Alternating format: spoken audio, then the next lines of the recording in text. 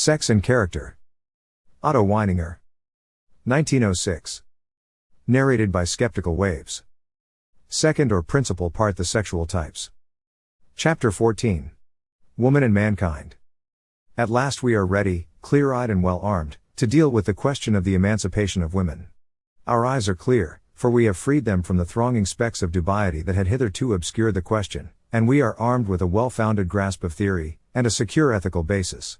We are far from the maze in which this controversy usually lies, and our investigation has got beyond the mere statement of different natural capacity for men and women, to a point whence the part of women in the world whole and the meaning of her relation to humanity can be estimated. I am not going to deal with any practical applications of my results. The latter are not nearly optimistic enough for me to hope that they could have any effect on the progress of political movements.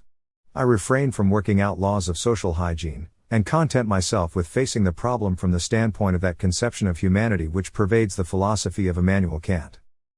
This conception is in great danger from woman. Woman is able, in a quite extraordinary way, to produce the impression that she herself is really non-sexual, and that her sexuality is only a concession to man. But be that as it may, at the present time men have almost allowed themselves to be persuaded by woman that their strongest and most markedly characteristic desire lies in sexuality, that it is only through woman that they can hope to satisfy their truest and best ambitions, and that chastity is an unnatural and impossible state for them. How often it happens that young men who are wrapped up in their work are told by women to whom they appeal and who would prefer to have them paying them attention, or even as sons-in-law, that they ought not to work too hard, that they ought to enjoy life. At the bottom of this sort of advice there lies a feeling on the woman's part, which is none the less real because it is unconscious, that her whole significance and existence depend on her mission as a procreating agent, and that she goes to the wall if man is allowed to occupy himself altogether with other than sexual matters. That women will ever change in this respect is doubtful.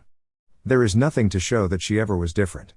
It may be that today the physical side of the question is more to the fore than formerly, since a great deal of the woman movement of the times is merely a desire to be free, to shake off the trammels of motherhood. As a whole, the practical results show that it is revolt from motherhood towards prostitution, a prostitute emancipation rather than the emancipation of woman that is aimed at, a bold bid for the success of the courtesan. The only real change is man's behavior towards the movement. Under the influence of modern Judaism, men seem inclined to accept woman's estimate of them and to bow before it. Masculine chastity is laughed at, and the feeling that woman is the evil influence in man's life is no longer understood, and men are not ashamed of their own lust. It is now apparent from where this demand for seeing life, the Dionysian view of the music hall, the cult of Gouda in so far as he follows Ovid, and this quite modern coitus cult comes. There is no doubt that the movement is so widespread that very few men have the courage to acknowledge their chastity, preferring to pretend that they are regular Don Juans. Sexual excess is held to be the most desirable characteristic of a man of the world, and sexuality has attained such preeminence that a man is doubted unless he can, as it were, show proofs of his prowess. Chastity, on the other hand, is so despised that many are really pure lad attempts to appear a blasé roué. It is even true that those who are modest are ashamed of the feeling, but there is another, the modern form of shame, not the eroticist's shame, but the shame of the woman who has no lover, who has not received appraisement from the opposite sex. Hence it comes that men make it their business to tell each other what a right and proper pleasure they take in doing their duty by the opposite sex. And women are careful to let it be known that only what is manly in man can appeal to them, and man takes their measure of his manliness and makes it his own. Man's qualifications as a male have, in fact, become identical with his value with women, in women's eyes. But God forbid that it should be so, that would mean that there are no longer any men. Contrast with this the fact that the high value set on women's virtue originated with man, and will always come from men worthy of the name. It is the projection of man's own ideal of spotless purity on the object of his love. But there should be no mistaking this true chastity for the shivering and shaking before contact, which is soon changed for delighted acquiescence, nor for the hysterical suppression of sexual desires. The outward endeavor to correspond to man's demand for physical purity must not be taken for anything but a fear lest the buyer will fight shy of the bargain. Least of all the care which women so often take to choose only the man who can give them most value must not deceive anyone. It has been called the high value or self-respect a girl has for herself. If one remembers the view women take of virginity, there can be very little doubt that woman's one end is the bringing about of universal pairing as the only means by which they acquire a real existence, that women desire pairing, and nothing else, even if they personally appear to be as uninterested as possible in sensual matters. All this can be fully proved from the generality of the matchmaking instinct. In order to be fully persuaded of this, woman's attitude towards the virginity of those of her own sex must be considered. It is certain that women have a very low opinion of the unmarried. It is, in fact, the one female condition which has a negative value for woman. Women only respect a woman when she is married, even if she is unhappily married to a hideous, weak, poor, common, tyrannical, impossible man. She is, nevertheless, married, has received value, existence. Even if a woman has had a short experience of the freedom of a courtesan's life, even if she has been on the streets, she still stands higher in a woman's estimation than the old maid, who works and toils alone in her room, without ever having known lawful or unlawful union with a man, the enduring or fleeting ecstasy of love. Even a young and beautiful girl is never valued by a woman for her attractions as such. The sense of the beautiful is wanting in woman since they have no standard in themselves to measure it by, but merely because she has more prospect of enslaving a man. The more beautiful a young girl is, the more promising she appears to other women, the greater her value to woman as the matchmaker in her mission as guardian of the race. It is only this unconscious feeling which makes it possible for a woman to take pleasure in the beauty of a young girl. It goes without saying that this can only happen when the woman in question has already achieved her own end, because, otherwise, envy of a contemporary, and the fear of having her own chances jeopardized by others, would overcome other considerations. She must first of all attain her own union, and then she is ready to help others. Women are altogether to blame for the unpleasant associations which are so unfortunately connected with old maids. One often hears men talking respectfully of an elderly woman, but every woman and girl, whether married or single, has nothing but contempt for such a one, even when, as is often the case, they are unconscious that it is so with them. I once heard a married woman, whose talents and beauty put jealousy quite out of the question, making fun of her plain and elderly Italian governess for repeatedly saying that, "Io sono ancora una vergine," that she was still a virgin. The interpretation put on the words was that the speaker wished to admit she had made a virtue of necessity, and would have been very glad to get rid of her virginity if she could have done so without detriment to her position in life. This is the most important point of all. Women not only disparage and despise the virginity of other women, but they set no value on their own state of virginity, except that men prize it so highly. This is why they look upon every married woman as a sort of superior being. The deep impression made on women by the sexual act can be most plainly seen by the respect which girls pay to a married woman, of however short a standing, which points to their idea of their existence being the attainment of the same zenith themselves. They look upon other young girls, on the contrary, as being, like themselves, still imperfect beings awaiting consummation. I think I have said enough to show that experience confirms the deduction I made from the importance of the pairing instinct in women, the deduction that virgin worship is of male, not female origin. A man demands chastity in himself and others, most of all from the being he loves. A woman wants the man with most experience and sensuality, not virtue. Woman has no comprehension of paragons. On the contrary, it is well known that a woman is most ready to fly to the arms of the man with the widest reputation for being a Don Juan. Woman requires man to be sexual, because she only gains existence through his sexuality. Women have no sense of a man's love, as a superior phenomenon. They only perceive that side of him which unceasingly desires and appropriates the object of his affections, and men who have none or very little of the instinct of brutality developed in them have no influence on them. As for the higher, platonic love of man, they do not want it. It flatters and pleases them, but it has no significance for them, and if the homage on bended knees lasts too long, Beatrice becomes just as impatient as Messalina. In coitus lies woman's greatest humiliation, in love her supremest exaltation. Since woman desires coitus and not love, she proves that she wishes to be humiliated and not worshipped. The ultimate opponent of the emancipation of women is woman. It is not because sexual union is voluptuous, not because it is the typical example of all the pleasures of the lower life, that it is immoral. Asceticism, which would regard pleasure in itself as immoral, is itself immoral, inasmuch it attributes immorality to an action because of the external consequences of it, not because of immorality in the thing itself. It is the imposition of an alien, not an inherent law. A man may seek pleasure, he may strive to make his life easier and more pleasant, but he must not sacrifice a moral law. Asceticism attempts to make man moral by self-repression and will give him credit and praise for morality simply because he has denied himself certain things. Asceticism must be rejected from the point of view of ethics and of psychology inasmuch as it makes virtue the effect of a cause, and not the thing itself. Asceticism is a dangerous although attractive guide. Since pleasure is one of the chief things that beguile men from the higher path, it is easy to suppose that its mere abandonment is meritorious. In itself, however, pleasure is neither moral nor immoral. It is only when the desire for pleasure conquers the desire for worthiness that a human being has fallen.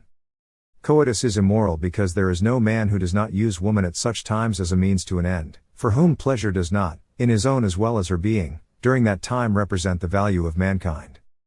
During coitus a man forgets all about everything. He forgets the woman. She has no longer a psychic but only a physical existence for him. He either desires a child by her or the satisfaction of his own passion. In neither case does he use her as an end in herself, but for an outside cause. This and this alone makes coitus immoral. There is no doubt that woman is the missionary of sexual union, and that she looks upon herself, as on everything else, merely as a means to its ends. She wants a man to satisfy her passion or to obtain children. She is willing to be used by man as a tool, as a thing, as an object, to be treated as his property, to be changed and modeled according to his good pleasure. But we should not allow ourselves to be used by others as means to an end. Kundry appealed often to Parsifal's compassion for her yearnings, but here we see the weakness of sympathetic morality, which attempts to grant every desire of those around, however wrong such wishes may be. Ethics and morality based on sympathy are equally absurd, since they make the ought dependent on the will, whether it be the will of oneself, or of others, or of society, it is all the same. Instead of making the will dependent on the ought, they take as a standard of morality concrete cases of human history, concrete cases of human happiness, concrete moments in life instead of the idea. But the question is, how ought man to treat woman? As she herself desires to be treated or as the moral idea would dictate? If he is going to treat her as she wishes, he must have intercourse with her, for she desires it. He must beat her, for she likes to be hurt. He must hypnotize her, since she wishes to be hypnotized. He must prove to her by his attentions how little he thinks of himself, for she likes compliments, and has no desire to be respected for herself. If he is going to treat her as the moral idea demands, he must try to see in her the concept of mankind and endeavor to respect her. Even although woman is only a function of man, a function he can degrade or raise at will, and women do not wish to be more or anything else than what man makes them, it is no more a moral arrangement than the suttee of Indian widows, which, even though it be voluntary and insisted upon by them, is none the less terrible barbarity.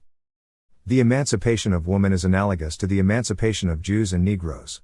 Undoubtedly the principal reason why these people have been treated as slaves and inferiors is to be found in their servile dispositions. Their desire for freedom is not nearly so strong as that of the Indo-Germans.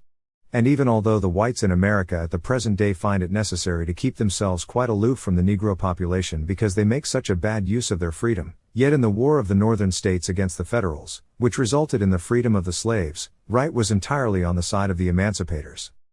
Although the humanity of Jews, Negroes, and still more of women, is weighed down by many immoral impulses, although in these cases there is so much more to fight against than in the case of Aryan men, still we must try to respect mankind, and to venerate the idea of humanity, by which I do not mean the human community, but the being, man, the soul as part of the spiritual world.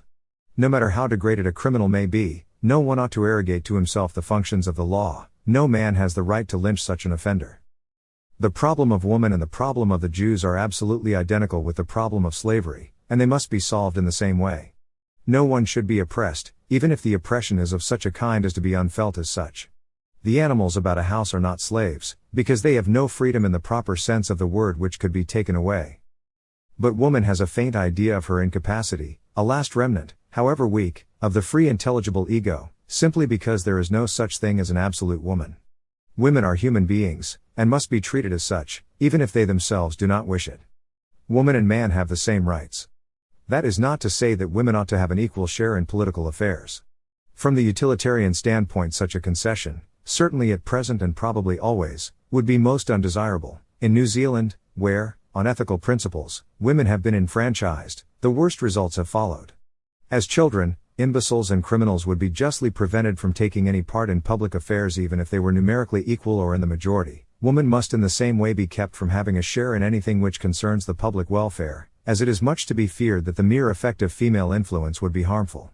Just as the results of science do not depend on whether all men accept them or not, so justice and injustice can be dealt out to the woman, although she is unable to distinguish between them, and she need not be afraid that injury will be done her, as justice and not might will be the deciding factor in her treatment.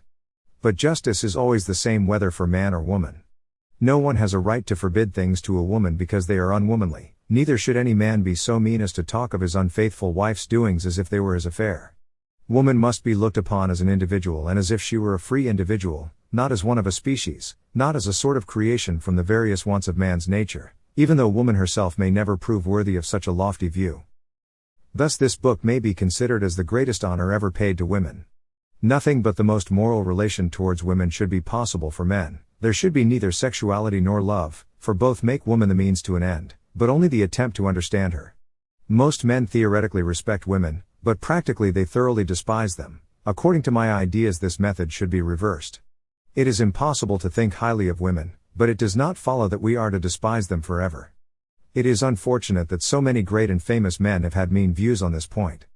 The views of Schopenhauer and Demosthenes as to the emancipation of women are good instances. So also Goethe's. Always the girl is busy and matures in silence. Towards domestic virtue, to make the clever man happy. When she finally wishes to read, she certainly chooses a cookbook. Is scarcely better than Molière's. A woman always knows enough. When the capacity of her mind rises. To know a shirt from a shoe. Men will have to overcome their dislike for masculine women, for that is no more than a mean egoism. If women ever become masculine by becoming logical and ethical, they would no longer be such good material for man's projection. But that is not a sufficient reason for the present method of tying woman down to the needs of her husband and children and forbidding her certain things because they are masculine. For even if the possibility of morality is incompatible with the idea of the absolute woman, it does not follow that man is to make no effort to save the average woman from further deterioration, much less is he to help to keep woman as she is. In every living woman the presence of what Kant calls the germ of good must be assumed. It is the remnant of a free state which makes it possible for woman to have a dim notion of her destiny. The theoretical possibility of grafting much more on this germ of good should never be lost sight of, even although nothing has ever been done, or even if nothing could ever be done in that respect. The basis and the purpose of the universe is the good, and the whole world exists under a moral law. Even to the animals, which are mere phenomena, we assign moral values, holding the elephant, for instance, to be higher than the snake, notwithstanding the fact that we do not make an animal accountable when it kills another. In the case of woman, however, we regard her as responsible if she commits murder, and in this alone is a proof that women are above the animals. If it be the case that womanliness is simply immorality, then woman must cease to be womanly and try to be manly. I must give warning against the danger of woman trying merely to liken herself outwardly to man, for such a course would simply plunge her more deeply into womanliness. It is only too likely that the efforts to emancipate women will result not in giving her real freedom, in letting her reach free will, but merely in enlarging the range of her caprices. It seems to me that if we look the facts of the case in the face, there are only two possible courses open for women, either to pretend to accept man's ideas, and to think that they believe what is really opposed to their whole, unchanged nature, to assume a horror of immorality, as if they were moral themselves, of sexuality, as if they desired platonic love, or to openly admit that they are wrapped up in husband and children, without being conscious of all that such an admission implies, of the shamelessness and self-immolation of it. Unconscious hypocrisy, or cynical identification with their natural instincts, nothing else seems possible for woman. But it is neither agreement nor disagreement with, but rather the denial and overcoming of her womanishness that a woman should aim at. If a woman really were to wish, for instance, for man's chastity, it would mean that she had conquered the woman in her. It would mean that pairing was no longer of supreme importance to her and that her aim was no longer to further it. But here is the trouble: such pretensions must not be accepted as genuine, even although here and there they are actually put forward. For a woman who longed for man's purity is, apart from her hysteria, so stupid and so incapable of truthfulness that she is unable to perceive that she is in this way negating herself, making herself absolutely worthless, without existence. It is difficult to decide which is preferable, the unlimited hypocrisy which can appropriate the thing that is most foreign to it, i.e., the ascetic ideal, or the ingenuous admiration for the reformed rake, the complacent devotion to him. The principal problem of the woman question lies in the fact that in each case woman's one desire is to put all responsibility on man, and in this it is identical with the problem of mankind. Friedrich Nietzsche says in one of his books, to underestimate the real difficulties of the man and woman problem, to fail to admit the abysmal antagonism and the inevitable nature of the constant strain between the two, to dream of equal rights, education, responsibilities and duties, is the mark of the superficial observer, and any thinker who has been found shallow in these difficult places, shallow by nature, should be looked upon as untrustworthy, as a useless and treacherous guide. He will, no doubt, be one of those who briefly deal with all the real problems of life, death and eternity, who never gets to the bottom of things. But the man who is not superficial, who has depth of thought as well as of purpose, the depth which not only makes him desire right but endows him with determination and strength to do right, must always look on woman from the oriental standpoint, as a possession, as private property, as something born to serve and be dependent on him, he must see the marvelous reasonableness of the Asiatic instinct of superiority over women, as the Greeks of old saw it, those worthy successors and disciples of the Eastern school. It was an attitude towards woman which, as is well known, from Homer's time till that of Pericles, grew with the growth of culture, and increased in strength step by step, and gradually became quite oriental. What a necessary, logical, desirable growth for mankind. If we could only attain to it ourselves. The great individualist is here thinking in the terms of social ethics, and the autonomy of his moral doctrine is overshadowed by the ideas of caste, groups, and divisions. And so, for the benefit of society, to preserve the place of men, he would place woman in subjection, so that the voice of the wish for emancipation could no longer be heard, and so that we might be freed from the false and foolish cry of the existing advocates of women's rights, advocates who have no suspicion of the real source of woman bondage. But I quoted Nietzsche, not to convict him of want of logic, but to lead to the point that the solution of the problem of humanity is bound up with the solution of the woman problem. If any one should think it a high-flown idea that man should respect woman as an entity, a real existence, and not use her merely as a means to an end, that he should recognize in her the same rights and the same duties, those of building up one's own moral personality, as his own, then he must reflect that man cannot solve the ethical problem in his own case, if he continues to lower the idea of humanity in the women by using her simply for his own purposes. Coitus is the price man has to pay to women, under the Asiatic system, for their oppression. And although it is true that women may be more than content with such recompense for the worst form of slavery, man has no right to take part in such conduct, simply because he also is morally damaged by it. Even technically the problem of humanity is not soluble for man alone. He has to consider woman even if he only wishes to redeem himself, he must endeavor to get her to abandon her immoral designs on him. Women must really and truly and spontaneously relinquish coitus. That undoubtedly means that woman, as woman, must disappear, and until that has come to pass there is no possibility of establishing the kingdom of God on earth. Pythagoras, Plato, Christianity, as opposed to Judaism, Tertullian, Swift, Wagner, Ibsen, all these have urged the freedom of woman, not the emancipation of woman from man, but rather the emancipation of woman from herself. It is easy to bear Nietzsche's anathema in such company. But it is very hard for woman to reach such a goal by her own strength. The spark in her is so flickering that it always needs the fire of man to relight it. She must have an example to go by. Christ is an example. He freed the fallen Magdalene, he swept away her past and expiated it for her. Wagner, the greatest man since Christ's time, understood to the full the real significance of that act. Until woman ceases to exist as woman for man she cannot cease being woman. Kundry could only be released from Klingsor's curse by the help of a sinless, immaculate man, Parsifal. This shows the complete harmony between the psychological and philosophical deduction which is dealt with in Wagner's Parsifal, the greatest work in the world's literature. It is man's sexuality which first gives woman existence as woman. Woman will exist as long as man's guilt is inexpiated, until he has really vanquished his own sexuality. It is only in this way that the eternal opposition to all anti-feministic tendencies can be avoided, the view that says, since woman is there, being what she is, and not to be altered, man must endeavor to make terms with her. It is useless to fight, because there is nothing which can be exterminated. But it has been shown that woman is negative and ceases to exist the moment man determines to be nothing but true existence.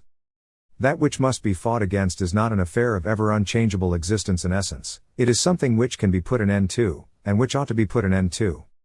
This is the way, and no other, to solve the woman question, and this comes from comprehending it. The solution may appear impossible, its tone exaggerated, its claims overstated, its requirements too exacting. Undoubtedly there has been little said about the woman question. As women talk of it, we have been dealing with a subject on which women are silent, and must always remain silent, the bondage which sexuality implies. This woman question is as old as sex itself, and as young as mankind. And the answer to it?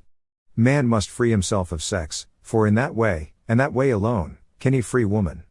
In his purity, not, as she believes, in his impurity, lies her salvation. She must certainly be destroyed, as woman, but only to be raised again from the ashes, new, restored to youth, as a real human being. So long as there are two sexes there will always be a woman question, just as there will be the problem of mankind. Christ was mindful of this when, according to the account of one of the fathers of the Church, Clemens, he talked with Salome, without the optimistic palliation of the sex which St. Paul and Luther invented later. Death will last so long as women bring forth, and truth will not prevail until the two become one, until from man and woman a third self, neither man nor woman, is evolved. Now for the first time, looking at the woman question as the most important problem of mankind, the demand for the sexual abstinence on the part of both sexes is put forward with good reason. To seek to ground this claim on the prejudicial effects on the health following sexual intercourse would be absurd, for anyone with knowledge of the physical frame could upset such a theory at all points. To found it on the immorality of passion would also be wrong, because that would introduce a heteronymous motive into ethics. St. Augustine, however, must certainly have been aware, when he advocated chastity for all mankind, that the objection raised to it would be that in such a case the whole human race would quickly disappear from the face of the earth. This extraordinary apprehension, the worst part of which appears to be the thought that the race would be exterminated, shows not only the greatest unbelief in individual immortality and eternal life for moral well-doers, it is not only most irreligious, but it proves at the same time the cowardice of man and his incapacity to live an individual life. To anyone who thinks thus, the earth can only mean the turmoil and press of those on it. Death must seem less terrible to such a man than isolation. If the immortal, moral part of his personality were really vigorous, he would have courage to look this result in the face. He would not fear the death of the body, nor attempt to substitute the miserable certainty of the continuation of the race for his lack of faith in the eternal life of the soul. The rejection of sexuality is merely the death of the physical life, to put in its place the full development of the spiritual life. Hence it follows that it cannot be a moral duty to provide for the continuance of the race. This common argument appears to me to be so extraordinarily false that I am almost ashamed to meet it. Yet at the risk of making myself ridiculous, I must ask if anyone ever consummated coitus to avoid the great danger of letting the human race die out, if he failed in his duty? And would it not follow that any man who prefers chastity would be open to the charge of immoral conduct? Every form of fecundity is loathsome, and no one who is honest with himself feels bound to provide for the continuity of the human race. And what we do not realize to be a duty, is not a duty. On the contrary, it is immoral to procreate a human being for any secondary reason, to bring a being into the limitations of humanity, the conditions made for him by his parentage. The fundamental reason why the possible freedom and spontaneity of a human being is limited is that he was begotten in such an immoral fashion.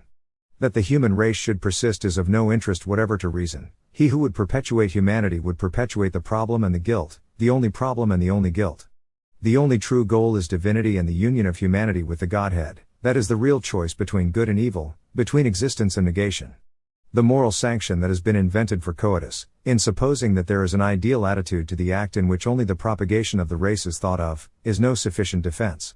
There is no such imperative in the mind of man, it is merely an ingenious defense of a desire, and there is the fundamental immorality in it, that the being to be created has no power of choice with regard to his parents. As for the sexual union in which the production of children is prevented, there is no possible justification. Sexual union has no place in the idea of mankind, not because asceticism is a duty, but because in it woman becomes the object, the cause, and man does what he will with her, looks upon her merely as a thing, not as a living human being with an inner, psychic, existence. And so man despises woman the moment coitus is over, and the woman knows that she is despised, even although a few minutes before she thought herself adored. The only thing to be respected in man is the idea of mankind. This disparagement of woman, and himself, induced by coitus, is the surest proof that it is opposed to that idea of mankind. Anyone who is ignorant of what this Kantian idea of mankind means, may perhaps understand it when he thinks of his sisters, his mother, his female relatives. It concerns them all. For our own sakes, then, woman ought to treat it as human, respected and not degraded, all sexuality implying degradation. But man can only respect woman when she herself ceases to wish to be object and material for man. If there is any question of emancipation, it should be the emancipation from the prostitute element. It has never until now been made clear where the bondage of woman lies. It is in the sovereign, all too welcome power wielded on them by the phallus. There can be no doubt that the men who have really desired the emancipation of women are the men who are not very sexual, who have no great craving for love, who are not very profound, but who are men of noble and spiritual minds. I am not going to try to palliate the erotic motives of man, nor to represent his antipathy to the emancipated woman as being in any sense less than it is. It is much easier to go with the majority, than, as Kant did, to climb, painfully and slowly, to the heights of isolation. But a great deal of what is taken for enmity to emancipation is due to the want of confidence in its possibility. Man does not really want woman as a slave, he is usually only too anxious for a companion. The education which the woman of the present day receives is not calculated to fit her for the battle against her real bondage. The last resource of her womanly teacher, if she declines to do this or that, is to say that no man will have her unless she does it. Women's education is directed solely to preparing them for their marriage, the happy state in which they are to find their crown. Such training would have little effect on man, but it serves to accentuate woman's womanishness, her dependence, and her servile condition. The education of woman must be taken out of the hands of woman, the education of mankind must be taken out of the hands of the mother. This is the first step towards placing woman in a relation to the idea of mankind, which since the beginning she has done more than anything else to hinder. A woman who had really given up her sexual self, who wished to be at peace, would be no longer woman. She would have ceased to be woman, she would have received the inward and spiritual sign as well as the outward form of regeneration. Can such a thing be? There is no absolute woman, but even so to say yes to the above question is like giving one's assent to a miracle. Emancipation will not make woman happier, it will not ensure her salvation, and it is a long road which leads to God. No being in the transition stage between freedom and slavery can be happy. But will woman choose to abandon slavery in order to become unhappy? The question is not merely if it be possible for woman to become moral. It is this: is it possible for woman really to wish to realize the problem of existence, the conception of guilt? Can she really desire freedom? This can happen only by her being penetrated by an ideal, brought to the guiding star. It can happen only if the categorical imperative were to become active in woman, only if woman can place herself in relation to the moral idea, the idea of humanity. In that way only can there be an emancipation of woman.